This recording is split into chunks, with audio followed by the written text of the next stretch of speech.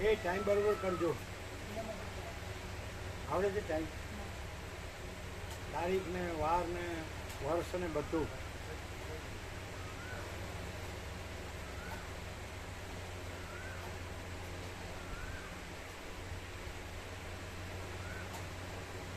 તો તમને અહીંયા કંઈ આમ સમાધાન કે સંતોષ ન થયો? ના પ્રભુ, બિલકુલ. એટલે લીલા ખેલા સૂક્ષ્મ ભ્રાંતિ બધી નીકળતી જાય છે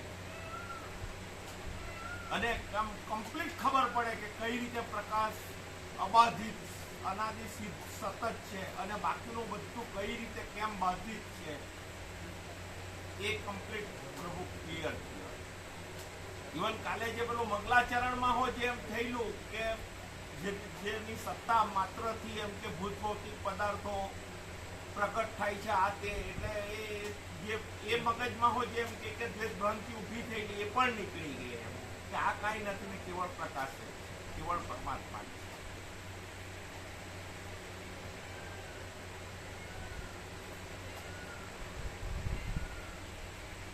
એટલે મૂળ ખરી રીતે એક અને ઉદ્ભવ સ્થિતિ લઈના ભેદથી અનેક રૂપે ભાષે આખી ભ્રાંતિ નીકળી ગઈ ને મૂળ ખરી રીતે એક અબાધિત પ્રકાશ જ પ્રકાશ છે એ એમ કે કમ્પ્લીટ થઈ ગયું. એટલે જે અર્થઘટનમાં મંગલાચરણનો માં જેમ કે મગજમાં ભ્રાંતિને દ્વેષભાવ ઉદ્ભવેલો એ પણ ટોટલ નીકળી ગયો અને કેવળ અબાધિત મૂળ ખરી રીતે એક એ જ રહ્યું.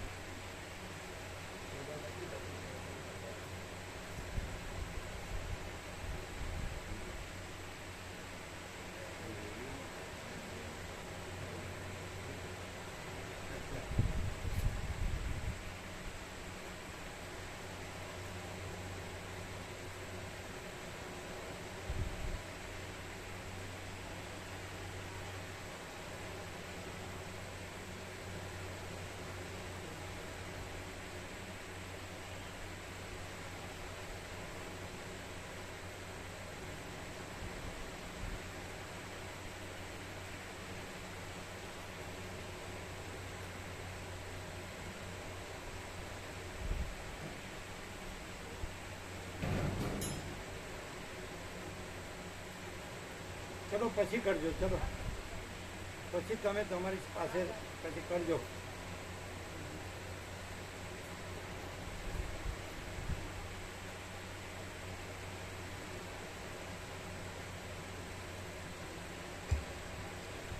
આદ્ય પરબ્રહ્મ સદગુરુ દેવ કી જય. ઓમ શ્રી પરમાત્મને નમઃ. સદગ્રંથોમાં શિરોમણી શ્રી યોગ વાસિષ્ઠ મહારામાયણ મુમુક્ષુ પ્રકરણ પાના નંબર 87. સર્ગ 11મો. પૃથ્વીમાં જ્ઞાનનો વિસ્તાર તથા પૂછનાર અને કહેનારના લક્ષણો.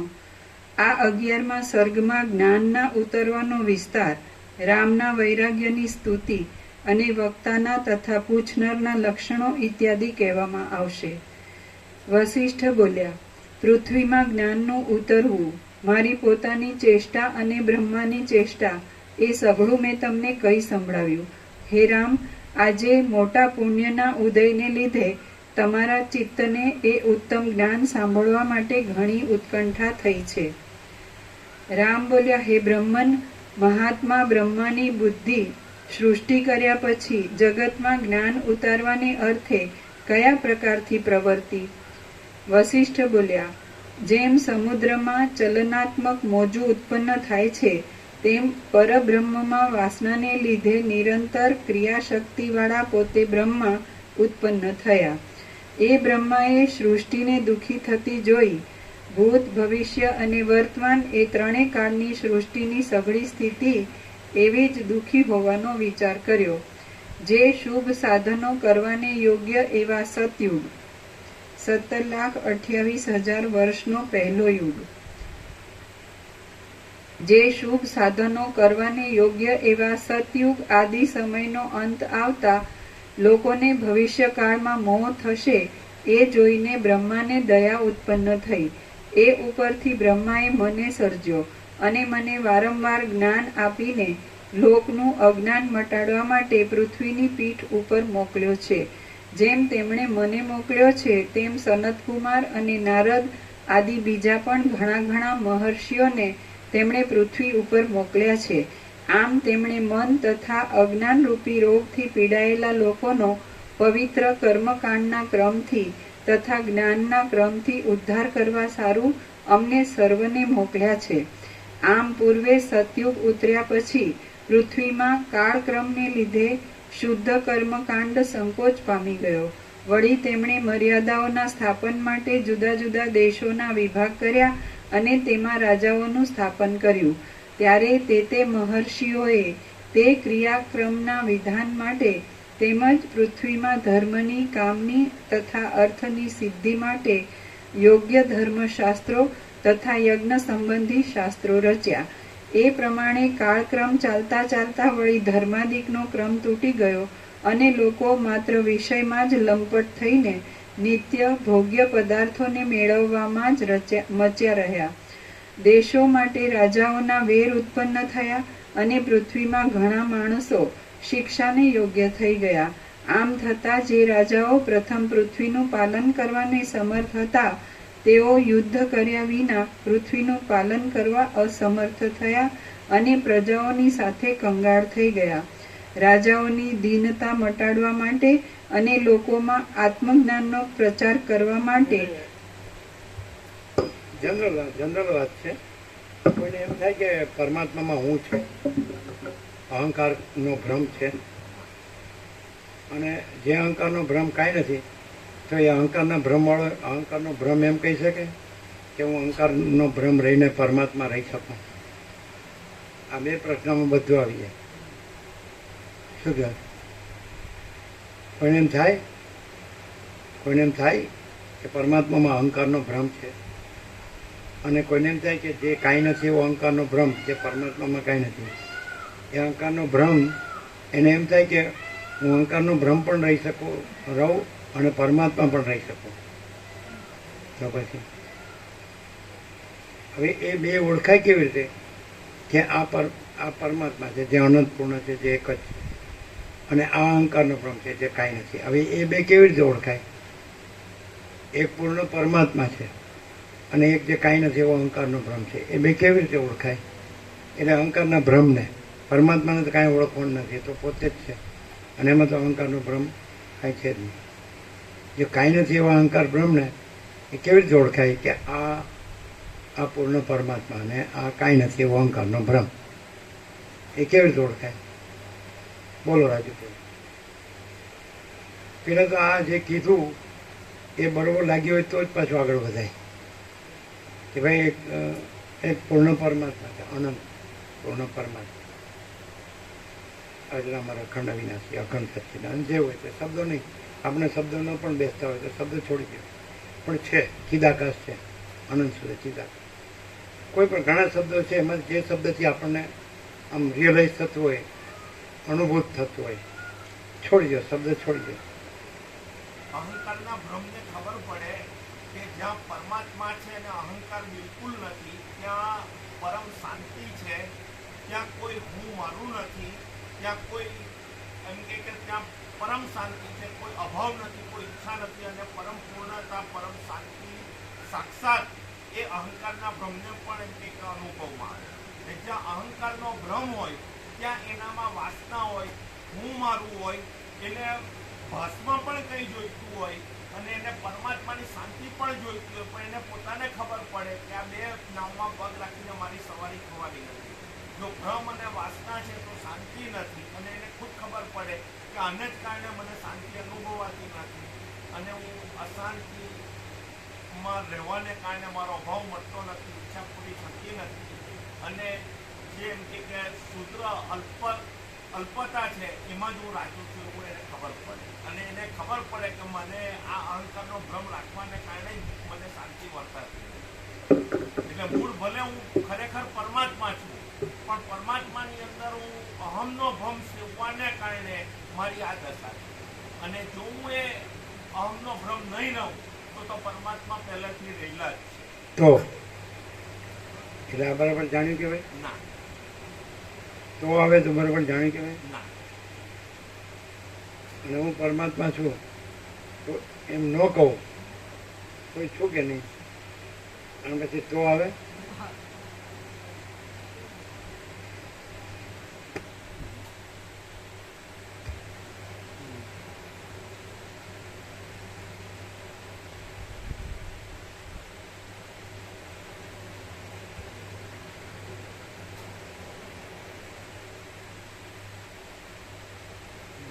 ક્યાં હતા આપણે? હા. રાજાઓની દીનતા મટાડવા માટે અને લોકોમાં આત્મજ્ઞાનનો પ્રચાર કરવા માટે મેં તથા બીજા ઋષિઓએ જ્ઞાન સંબંધી મોટા મોટા વિચારો પ્રકટ કરવા માંડ્યા. આમ આત્મવિદ્યાનો પ્રથમ રાજાઓમાં પ્રચાર થયો અને પછી તે વિદ્યા લોકોમાં વિસ્તાર પામી, એટલે એ ઉત્તમ આત્મજ્ઞાન રાજવિદ્યા અને રાજગુહ્ય કહેવાવા લાગ્યું. હે રાઘવ, એ રાજવિદ્યાને જાણીને રાજાઓ અત્યંત દુઃખ રહિત થયા. આ પ્રમાણે હે રામ, કાળક્રમ ચાલતા નિર્મળ કીર્તિવાળા ઘણા રાજાઓ થઈ ગયા. પછી તમે આ દશરથ રાજાથી હમણાં અહીં પૃથ્વીમાં ઉત્પન્ન થયા છો. હે રિપુમર્દન, તમારા આ અત્યંત સ્વચ્છ મનમાં દુઃખાદિક કારણો વિના પણ આ પવિત્ર વૈરાગ્ય ઉત્પન્ન થયો છે. હે રામ, સઘળા સાધુઓને અને વિવેકીઓને પણ કોઈ દુઃખાદિક કારણોને લીધે રજોગુણ વૈરાગ્ય ઉત્પન્ન થાય છે, પણ તમને તો કોઈ કારણો વિના કેવળ પોતાની વિવેકથી જ આ સાત્વિક વૈરાગ્ય ઉત્પન્ન થયો છે અને તે અપૂર્વ છે તથા સત્પુરુષોને આશ્ચર્યકારી છે. અપ્રિય વિષયો જોઈને કોને વૈરાગ્ય ઉત્પન્ન થતો નથી, પણ સત્પુરુષોને તો વિવેકથી જ ઉત્તમ વૈરાગ્ય ઉત્પન્ન થાય છે. જેમના નિર્મળ મનમાં કોઈ કારણ વિના જ વૈરાગ્ય ઉત્પન્ન થાય છે તેઓ જ ધન્ય છે અને મહાવિચક્ષણ છે. જેમ યુવાન પુરુષ વરમાળાથી શોભે છે, તેમ મનુષ્ય પોતાના વિવેકથી જ તત્વ વિચારની ઈચ્છા ઉત્પન્ન થતા બીજા વિષયોમાંથી વૈરાગ્ય પામેલી બુદ્ધિ વડે શોભે છે. જેઓ વિવેકથી આ સંસારની રચનાનો વિચાર કરી વૈરાગ્ય પામે છે, તેઓ જ પુરુષોમાં ઉત્તમ ગણાય છે. પોતાના વિવેકપૂર્વક વારંવાર વિચાર કરીને આ ઇન્દ્રજાળ સમાન જગતનો બહારથી તથા મનથી સહસા ત્યાગ કરવો જોઈએ. સ્મશાનને, વિપત્તિને અને દીનતાને જોઈને કોને વૈરાગ્ય થતો નથી, પણ જે વૈરાગ્ય પોતામાંથી જ ઉગ્યો હોય તે જ અત્યંત વખાણવા યોગ્ય છે. તમે સાચે સાચ વૈરાગ્યરૂપ અત્યંત મોટાઈને પામ્યા છો, માટે જેમ કોમળ સ્થળ બીજને યોગ્ય છે, તેમ તમે જ્ઞાનના સારને યોગ્ય છો. પરમેશ્વર અને સર્વના નાથ પરમાત્માના પ્રસાદથી જ તમારા જેવાની શુભ બુદ્ધિ વિવેક ઉપર દોડે છે. ધર્મશાસ્ત્રોમાં કહેલા સઘળા સંસ્કારો થવાથી, તપથી, દાનથી, નિયમથી, તીર્થયાત્રાથી અને લાંબા કાળના વિવેકથી પાપોનો ક્ષય થતા પ્રાણીની બુદ્ધિ કાકતાલીય ન્યાયની રીતે પરમાર્થના વિચારમાં પ્રવર્તે છે. કર્મકાંડમાં તત્પર રહેનારા લોકો પણ જ્યાં સુધી પરમ પદનો અનુભવ કરતા નથી, ત્યાં સુધી તેઓ ચક્રની પેઠે ફેરવનારા રાગ દ્વેષાદિકથી વીંટાઈને આ સંસારમાં અત્યંત ભમ્યા કરે છે. જેમ હાથીઓ બંધનના થાંભલાથી છૂટીને પોતાના ઈષ્ટ સ્થળમાં જાય છે, તેમ વિચક્ષણ પુરુષો આત્મતત્વને યથાર્થ રીતે જાણીને સંસારમાંથી છૂટીને પરમ પદમાં જાય છે. હે રામ, દેહના અધ્યાસવાળો અને તેથી મનુષ્ય છતાં પણ કીડા જેવો પ્રાણી અજ્ઞાનને લીધે વિષમ છે અને અનંત એવા આ સંસારરૂપી વનને દેખતો નથી. હે રઘુકુલ શ્રેષ્ઠ, મોટી બુદ્ધિવાળા પુરુષો આ સંસારરૂપી અતિ દુસ્તર સમુદ્રને જ્ઞાનની યુક્તિરૂપ વહાણથી નિમેષ માત્રમાં તરી ગયા છે.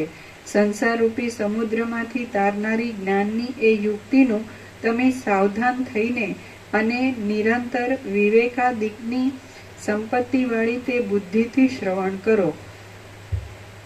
એ અનિંદિત યુક્તિ મળી ન હોય તો જગત સંબંધી અનંત વિક્ષેપોવાળા દુઃખના ભયો લાંબા કાળ સુધી અંતઃકરણને બાળ્યા કરે છે.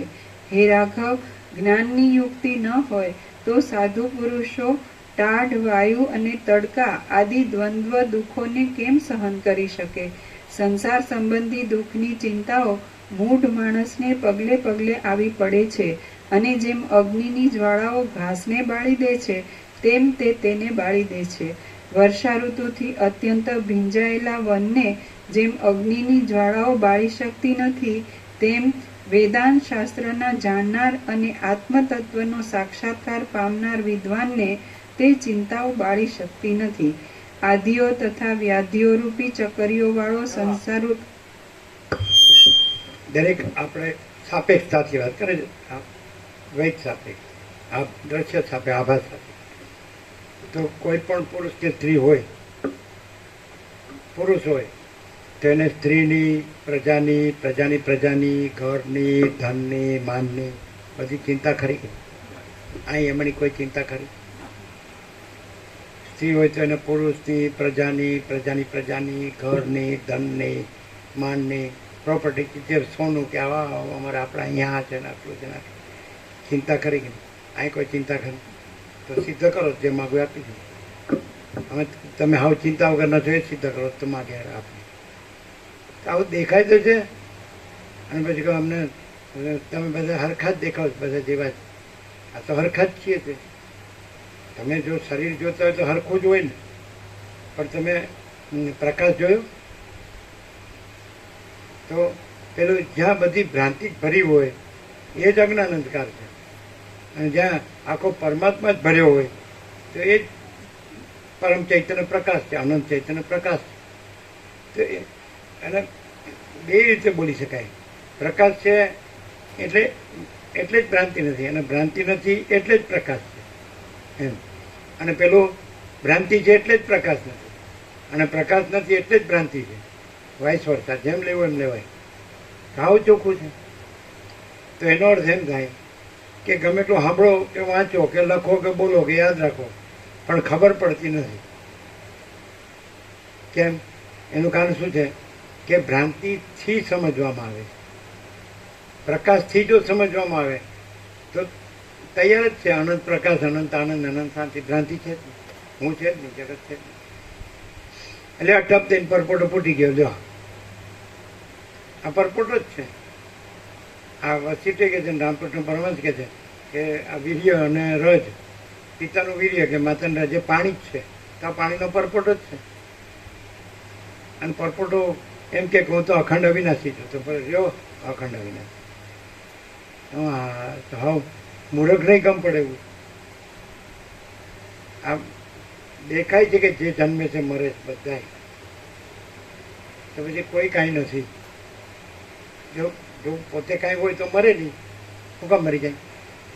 આટલા બધા વડખા કરીને આટલા કરોડો રૂપિયા ભેગા કર્યા, સોનું ભેગું કર્યું, પ્રોપર્ટી ભેગી કરી, જમીન જાયદાદ, નાય મકાન, નાય દુકાન, નાય મકાન, તો મરી જવાતું છે.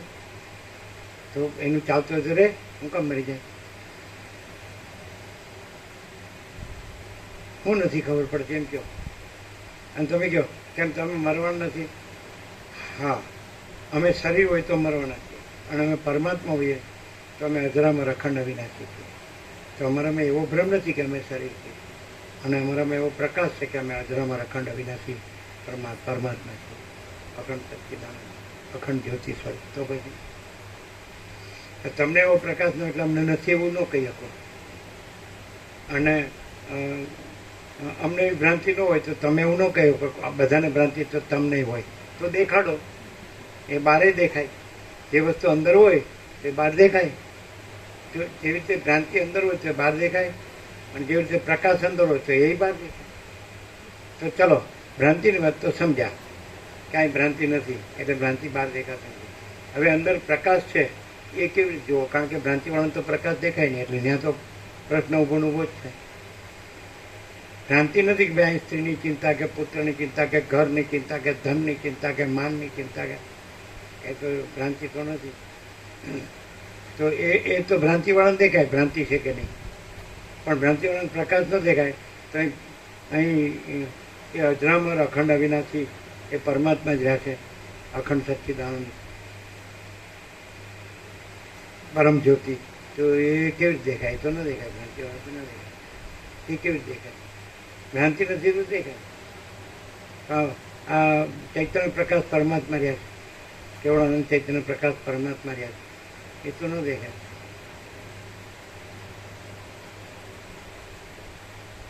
એ દેખે છે તો ભ્રાંતિ નો રહે, અને ભ્રાંતિ રહી જોતો હોય તો દેખ્યું ન કહેવાય, તો ભ્રાંતિ રહેતી હોય તો દેખ્યા ન કહેવાય, દેખ્યા તો ભ્રાંતિ નો રહે, એટલે દેખાય જ નહીં. ખાલી એમ અણસાર આવે, ભાસ થાય ખાલી, કારણ કે આ માણસ છે એ એને ગોખાઈ ગયું પરમાત્મા પરમાત્મા પરમાત્મા, એટલે બોલ્યા કરે પરમાત્મા પરમાત્મા પરમાત્મા. તો બરાબર છે, પરમાત્મા બોલીએ ને બીજું કાંઈ તો બોલતા નથી. અને કોઈ કે હું પણ બોલ્યા કરું પરમાત્મા પરમાત્મા પરમાત્મા, પછી એમાં પછી બીજું ન આવે તો એ પરમાત્મા સાચો, અને બીજું ન આવે તો ખાલી બોલે, બીજું આવે તો. અને એ બીજું આવે તો અમે પરમાત્મા ખાલી બોલીએ, અને બીજું ન આવે તો અમે સાચોકલા પરમાત્મા.